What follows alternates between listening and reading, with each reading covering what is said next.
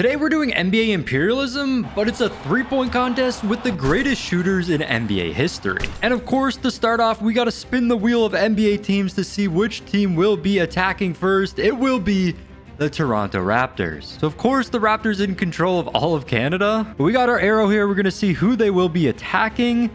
It lands on the Knicks. Each team will be represented by their best shooter in 2K24. For the Raptors, it's Vince Carter with a 93-point rating. And he had a very solid round, hitting his first deep three and going perfect at the top of the key. He ended with 27 points. Representing the Knicks is Allen Houston with a 93 three-point rating. He also hit one of his deep threes, but missed 6 money balls throughout the round, ending with only 24 points. So the Raptors take control over New York. And them being my favorite team, I'm glad they didn't get eliminated in their first matchup this video. Spinning the wheel again, the next attacking team will be the Wizards. A lot of free land around the Wizards. They could attack the 76ers here though, and they get free land. They pick up Virginia right there, and we can actually move their logo onto the map now. But that means we are going to be spinning the wheel yet again. This time we get the Milwaukee Bucks. Bucks could attack Pistons, Timberwolves, or Bulls here, and they're going to be attacking the Timberwolves. Representing the Bucks is Ray Allen with a 97 three-point rating, and he was lights out. He hit both his deep threes and got the highest score so far with 29. Representing the Timberwolves was Wally Szczerbiak with a 93-point rating. Cat only ended up having an 87 three-point rating in the game. Wally put up a great effort though, also hitting both his deep threes and ended with 28, barely losing to Ray Allen. And the Bucks take control over Minnesota. Back to the wheel. Attacking now will be the Charlotte Hornets. They can either attack the Wizards here or the Grizzlies, or get South Carolina for free, and this is just barely pointing to the Grizzlies. Representing the Hornets is Del Curry with a 96 three-point rating. He ended up hitting one deep three and had a perfect rack, tying the best score of the video with 29. Representing the Grizzlies is Mike Miller. He also hit a deep three and had a perfect rack, but only ended with 27 points. So the Hornets take over Memphis right there, and the next attacking team will be the Sacramento Kings. They can either attack the Trailblazers, Warriors, or get Nevada for free. They will be attacking the Warriors. Representing the Kings is Peja Stojakovic with a 97 three-point rating. He had an overall solid round, but missed some much-needed money balls to only score 25. And representing the Warriors is, of course, Steph Curry with a 99 three-point rating. He started off hot with his money rack, hit one deep three, and scored 29 points.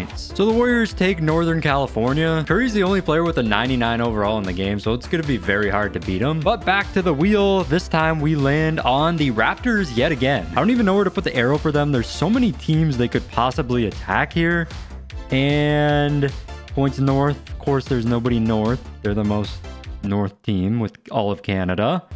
And they're going to be attacking the Pistons. Vince Carter already playing for the second time, doing a lot better this round, hitting 2 deep threes. He scored 29 points. Representing the Pistons is Rip Hamilton with a 93-point rating, and he went off, scoring the best round of the video so far. Despite only hitting 1 deep three, he ended with 30 points. And the Pistons now have all of Canada plus New York. Again, it's sad to see my favorite team lose, but they had a good run. They won 1 game. Attacking next will be the Indiana Pacers, and they can attack the Bulls, Cavs, or Pistons, and they'll be attacking the Bulls. Representing the Bulls is Steve Kerr with a 95 three-point rating. Hitting 2 deep threes and having a perfect rack, he scored 29 points. Representing the Pacers is Wish Reggie Miller with a 97 three-point rating. He's not actually in the game, so this is just a created player version of him. He struggled early on in the contest and scored 27 points. Bulls take over Indiana now, and attacking next is the Wizards. Could tackle Hornets. They got a really small chance of attacking the 76ers here. They get free land. Taking over West Virginia there. The Wizards have quite a bit of land now. But we are right back over to the wheel. This time it lands on the Magic. It almost landed on the Wizards again. And the Magic can either attack the Heat or the Hawks, and it lands on the Hawks. Representing the Magic is Dennis Scott with a 94 three-point rating. He had a solid round, hitting a deep three and only missing 2 money balls. He scored 28 points. And representing the Hawks is Kyle Korver with a 95 three-point rating. He had a very solid round, hitting both of his deep threes. He finished with 29 points. So the Hawks get a nice chunk of Florida right there. And attacking next will be the Pelicans. We almost landed on the Hawks again. Why does that always happen? Only team the Pelicans could possibly attack here is of the Rockets. Will it land on them? No. They pick up Mississippi for free there. So we got to spin the wheel yet again. And this time we get the Clippers. Clippers either getting the Lakers, Suns here, or they could get Nevada. And they're attacking the Suns. Representing the Clippers is JJ Redick with a 96 3-point rating. He was lights out. He shot a perfect money ball rack, hit both deep threes, and ended with the top score of the video with 34. Representing the Suns is Steve Nash. And with a tough score to beat, he only hit one deep three, but still put up a solid score of 28. So the Clippers take control of Arizona. It's going to be tough for these teams to beat JJ Redick. He was lights out there. And the next attacking team will be the Denver Nuggets. Again, we almost get the Clippers again, but spinning for the Nuggets, a lot of potential free space for them. They really can only face off against the Jazz, but they're going to pick up New Mexico for free here. So the Nuggets get quite a bit bigger, and that means we are spinning the wheel yet again. This time we land on the Nets. Now the Nets are technically surrounded by New York, so they will have to attack the Pistons here. Representing the Nets is Drazen Petrovic with a 98 3-point rating. Starting off the contest, he hit 10 straight shots before finally missing a deep three. He couldn't hit a second deep three either, but still ended with 28 points. Rip Hamilton with his second contest for the Pistons. He struggled quite a bit this contest. Going into the final rack with only 18, he finished with 26 points. So the Nets go from just having a little bit of New York to now having the most land on the map. Back to the wheel. Attacking next is the San Antonio Spurs. And they are completely surrounded, so they will have to attack somebody. But who will that somebody be? The Nuggets. Representing the Spurs is Sean Elliott with a 94 3-point rating, and he struggled to start the contest, missing a lot of money balls and both deep threes. He scored 26 points. Representing the Nuggets is J.R. Smith with an 88 3-point rating, the lowest rating out of all the players in this video. Despite this, he was still able to hit both deep threes and finish with 28 points. Nuggets pick up the south of Texas. Still got the Mavs and Rockets in there though. And the next attacking team will be the Golden State Warriors. And with Curry being the best player in the game, nobody surrounding them wants to actually play them. And it's lucky for them, they pick up Nevada here. Eventually, these teams will have to play Steph Curry, though. And we are right back over to the wheel. This time, we land on the Warriors again. What are the odds of that? A lot more likely for them to land on a team this time. And they're going to be attacking the Jazz. Steph Curry was, of course, lights out in this contest. Hitting a deep three and only missing one money ball, he scored 31 points. Representing the Jazz is Pistol Pete with a 95 3-point rating. And he struggled quite a bit in this contest, missing a lot of shots. He finished with only 26 points. So the Warriors take over Utah right there. It's going to be next to impossible to stop Steph Curry. And attacking next will be the Lakers. We almost landed on the Warriors yet again. I mean, the arrow could land on the Warriors yet again here. It's either the Warriors or the Clippers. And it's the Warriors. Representing the Lakers is Jerry West with a 95 3-point rating. Another player where the 3-point line didn't even exist when he played. Despite this, he still did solid, scoring 28 points. And that score nearly beat out Steph. With 28 points, Steph hit his final money ball to score 30. So even more land for the Warriors there. As expected, Steph is looking unstoppable. And we are back to the wheel. This time we get the Dallas Mavericks. And the Mavs are completely surrounded, so they will have to attack somebody. And they're going to be attacking the Thunder. Representing the Thunder is Ray Allen with a 98 3-point rating. It doesn't let me change jerseys, so I couldn't put him in a Supersonics jersey. As usual, Ray Allen did great in this contest. Hitting 2 deep threes, he scored 32 points. Representing the Mavs is Dirk Nowitzki with a 96 3-point rating. And while he did shoot well in this contest, he also shoots very slow, and he didn't even finish the contest in time, scoring 25 points. So the Thunder take over a chunk of Texas. There's only one Texas team remaining now, and this side of the map is looking pretty deadly in terms of the shooters they have. But the next attacking team will be the Houston Rockets, the last Texas team. Now, there is a small chance that they do get free land here. It's probably not going to happen.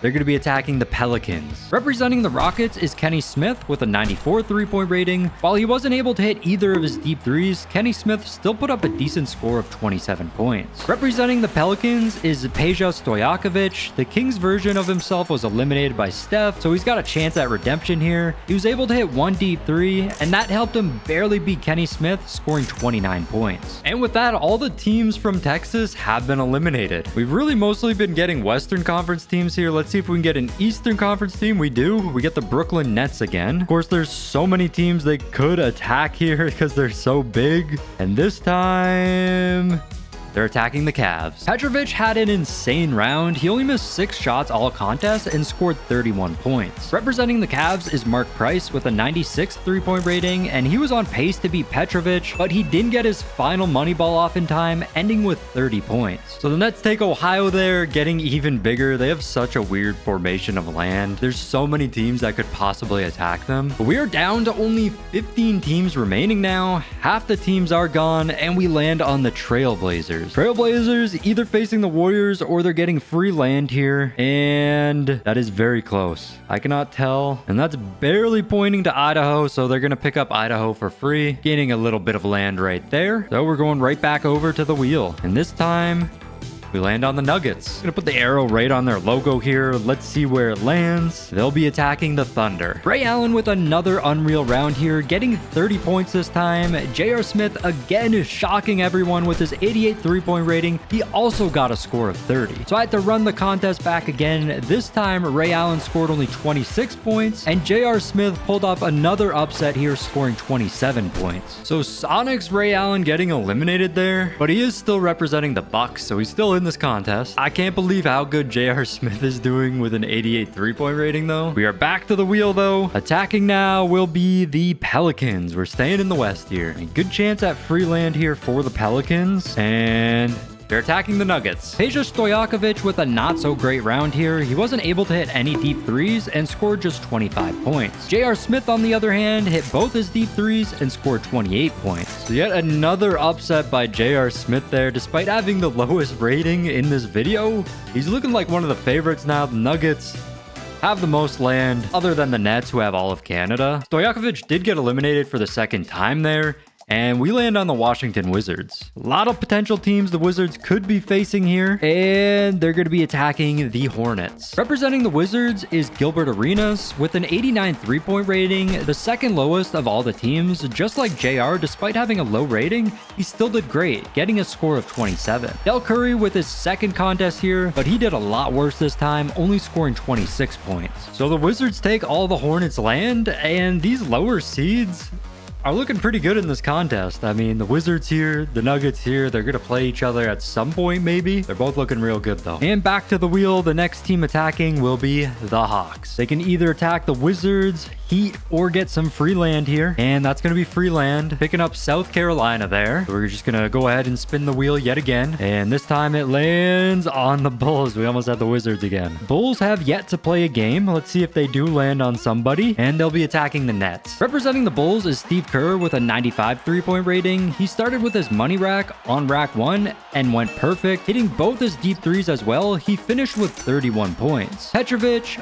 also started with a rack 1 money rack and went perfect. He also hit both his deep threes, but finished with 33 points. So the Nets gaining even more land there. They are so big, but there's still so much like free space in the middle of the map. And in the Northeast, that's all still available. But back to the wheel. Attacking next is the Boston Celtics. We haven't seen them play yet, but there's a very high chance that they get free land, or they're attacking the Nets and land on something, and they get free land. Picking up Rhode Island right there. The Celtics get slightly bigger. So we got to spin the wheel yet again. Celtics in a good spot to get a lot of free land, and we land on the Bucks. We almost had the Nets again. Bucks with a high chance of facing the Nets here. They get free land though. Taking control of Iowa right there. So we are right back over to the wheel. This time we get the Hawks. Hawks can play the Wizards, Heat, or they can get Alabama for free. They're attacking the Wizards. Kyle Korver started hot, hitting 5 shots in a row, but did not do great the rest of the contest, scoring only 25 points. Gilbert Arenas, on the other hand, did great, hitting 1 deep 3. He finished with 28 points. With that upset, even more land for the Wizards there. We're getting closer and closer to the 2 lowest seeds facing off against each other. Somehow they're just winning every game, and we are down to only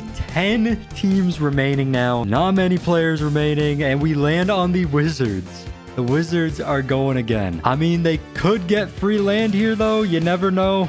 Let's see what happens. They get free land. They pick up Alabama right there. And now the Wizards are right next to the Nuggets. But we're right back over to the wheel. And this time, we get the 76ers, who we haven't seen play yet. Honestly, forgot about them. They've just been chilling up here in the East. And they got to attack the Wizards. Representing the 76ers is Dolph Schayes with a 93-point rating. Another guy where the three-point line didn't exist while he was playing. He still did well in this contest. Hitting both deep threes, he scored 26 points. Arenas hasn't been putting up the highest scores, but since everyone he plays doesn't score much, he keeps winning. This was his best round so far, though, scoring 29 points. And the Wizards expand their land even more. But we're back to the wheel. Do not land on the Wizards. It was kind of close there. We land on the Heat. But the Heat are completely surrounded by the Wizards, so the Heat have to attack the Wizards. Representing the Heat is Glenn Rice with a 93-point rating. Another pretty low rating. He missed both his deep threes and scored only 25 points. Luckily for him, Gilbert Arenas also put up a stinker, scoring 25. So we got to run it back. The second time around, Rice scored 27 points and Arenas scored only 24. So the Wizards have finally fallen. The Heat are going to take their place. I don't think the Heat will survive very long, though. I mean, the other teams remaining have some of the best shooters in NBA history. But let's see who will attack next. It will be the Trailblazers. Trailblazers can get free land, attack the Warriors, and they have a slight chance of attacking the Nets. It's going to be free land, though. So they pick up Montana right there. And the Trailblazers are pretty big, despite not even playing a single matchup yet. Right back to the wheel, though. And this time, we get the Miami Heat yet again. He can play the Nuggets or the Nets right here. Possibility of some free land, and that's pointing straight at Delaware. So the Heat pick up Delaware right there, and we get to spin the wheel yet again. This time we get the Miami Heat again. What is going on? This wheel really wants the Heat to play, and this time they're attacking the Nuggets. Glenn Rice, lucky he's even still in the contest after dropping some of the lowest scores of the video. He did better this time though, scoring 28 points. J.R. Smith didn't do great to start this contest, but went perfect on his last 10 shots to score 30 points. And with that win, the Nuggets are the biggest team on the map now. They have so much land, all the way in the West, all the way in the East as well. And they have the worst rated three-point shooter out of all the teams, so it's crazy that they're still there. Attacking next will be the Nets. I don't even know where to put the arrow for them. They just have so much land, and that lands on the Nuggets. Petrovic has been locked in all video. He started off perfect on his money rack, hit one deep three, and ended with 31 points despite not getting his last shot off before the round ended. J.R. Smith, who has also been locked in all video, did not do as well. He scored 28 points. So J.R. Smith and the Nuggets finally fall, and now the Nets control most of the map. And since there's no teams occupying these states in the middle of them, I'm just gonna go ahead and give this all to the Nets. So now the Nets have all of Canada and over half the US. But spinning the wheel yet again, we are gonna land on the Bucks. Bucks more than likely gonna have to play the Nets, but they might get some free land here.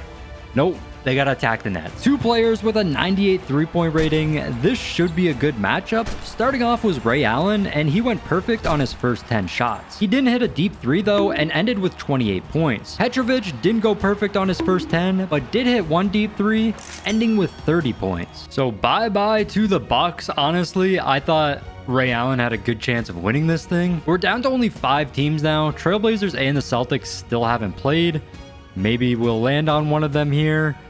And we get the Boston Celtics. And while there is a lot of free states around them still, the Nets completely surround the Celtics, so they're going to have to attack the Celtics.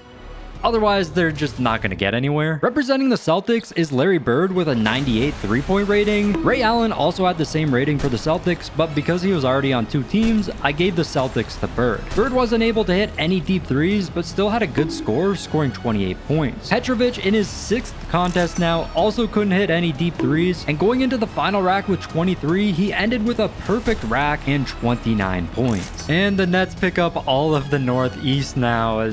Petrovic is looking unstoppable. 6 wins in a row. He has not lost a match yet, which obviously if he did, then they wouldn't be on the map anymore. But the next attacking team will be the Nets. I guess I'll just put the arrow like down here. This is probably the best opportunity for them to actually attack somebody, and they're attacking the Clippers. Going for win number 7 now. Petrovic still not slowing down here, scoring 32 points. JJ Redick has the top score of the video still though with 34. Trying to match that here, he was unable to, scoring just 28 points. I don't know if Petrovic can be stopped at this point. I mean, Steph Curry is still in the game though, so you never know. Down to our final 3 teams, though. We land on the Nets. If the arrow points to the west, they're going to play the Warriors. If it points north, I'm going to give them all this free land. Let's spin this wheel or this arrow and see where it lands. All right, they're going to be getting all this free land. So now if it lands on the Nets, they'll have to either play the Trailblazers or Warriors. But of course, we got to spin the wheel yet again. This time, it's the Warriors attacking. And of course, they're either attacking the Trailblazers or the Nets. Which is it going to be? It points to the ocean. We got to respin that. It was just barely out of the reach of the Nets. Respinning. Warriors are attacking the Nets. The greatest shooter of all time. Can Steph Curry finally end Petrovic's streak? To his standards, Curry didn't do great this contest, missing a deep 3 and a few key shots. He still ended with a score of 30. Petrovic also missed one D3 and had 30 points with 1 shot remaining. He ended up missing this though and tied Curry. So we are running the contest back. The second time around, Curry did worse, only scoring 28 points. Petrovic also did worse, and with 27 points, he hit his final money ball to score 29, beating Steph by 1. So not even Steph Curry could bring down Drazen Petrovic. He has just been unreal. I mean, that is 8 wins for him in this video, and we're down to only 2 teams, the Nets and the Trailblazers. Trailblazers haven't even played yet, but Kiki Vandeweghe is actually the highest rated shooter for the Blazers with a 93 3-point rating. I thought it would be Lillard, but he only has an 87 3-point rating. I put Lillard in the contest anyways, and he went off scoring 31 points, a score that could see him win. And Petrovic was very close to beating him. Missing his last money ball, he ended with 28 points. So Petrovic has finally been defeated. After 8 straight wins, they go from having all this land for the Nets, and now the Trailblazers control the entire map, winning our NBA Imperialism, but it's a 3-point contest, GOAT edition. Not what I expected to happen. If you want to see the normal version of this Imperialism, click this video right here. Anyways, I'll see you guys next time. Peace.